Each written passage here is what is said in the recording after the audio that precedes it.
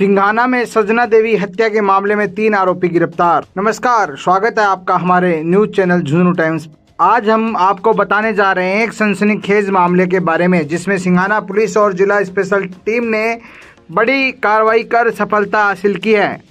ग्राम खानपुर में सजना देवी की गोली मारकर हत्या करने के मामले में 3 आरोपियों को गिरफ्तार कर लिया है। आइए जानते हैं इस पूरे मामले की जानकारी के बारे में। 18 सितंबर 2024 को खानपुर गांव में सजना देवी की गोली मारकर हत्या कर दी गई थी। पीड़िता के परिवार की शिकायत के अनुसार उमेश, जनेश और उनके साथियों ने साजिश रचते हुए सजना देवी की हत्या की।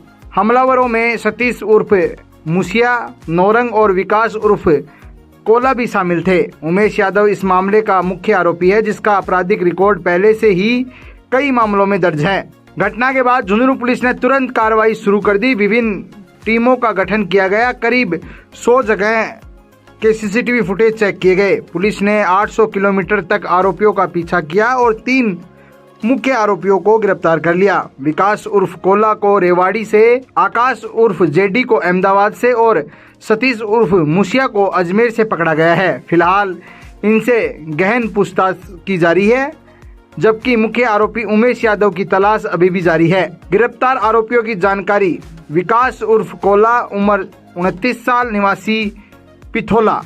सतीश उर्फ मुसिया, उम्र 30 साल, निवासी पिथौला। आकाश उर्फ जेडी, उम्र 24 साल, निवासी पिथौला। इन तीनों के खिलाफ पुलिस द्वारा कड़ी कार्रवाई की जा रही है और इनके आपराधिक रिकॉर्ड की जांच की जा रही है। इस सफलता का श्रेय पुलिस अधीक्षक टीम और थाना सिंघाना टीम को दिया जाता है। विशेष रूप से थानाधिकारी कैलाश चंद्र यादव और जिला स्पेशल टीम के प्रभारी शेर सिंह ने इस मामले में महत्वपूर्ण भूमिका निभाई है। इनकी मेहनत और तेज कार्रवाई के चलते ही तीनों आरोपियों को पकड़ना संभव हो पाया है।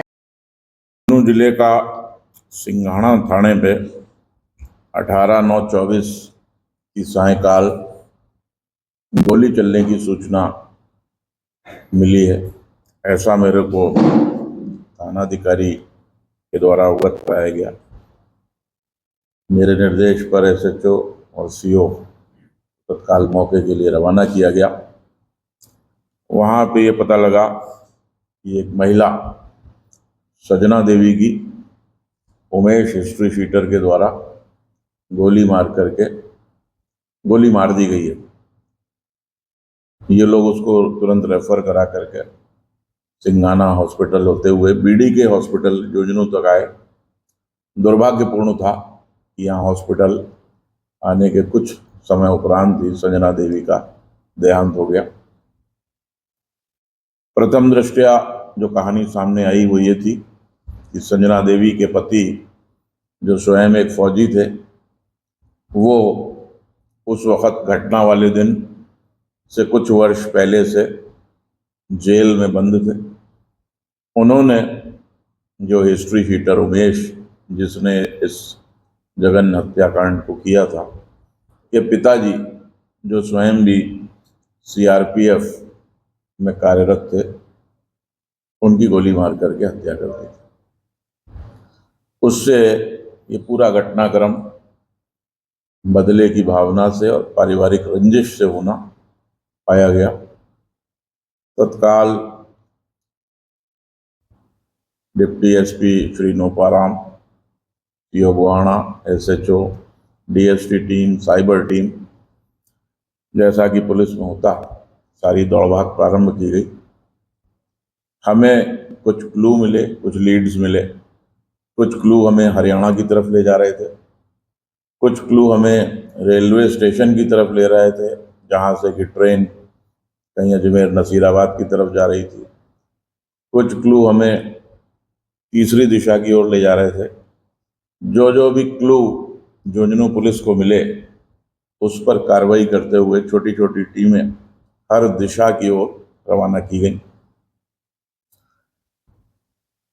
लगातार साइबर कैमरे, जो इन तमाम स्टेशनों से लेके, बस स्टैंड से लेके, कस्बों से लेके, जहाँ भी मूवमेंट, हमारे मुखबिर, सबके मिले जुले प्रयासों से ये 6 टीमें थीं जो भाग रही थीं विभिन्न दिशाओं में।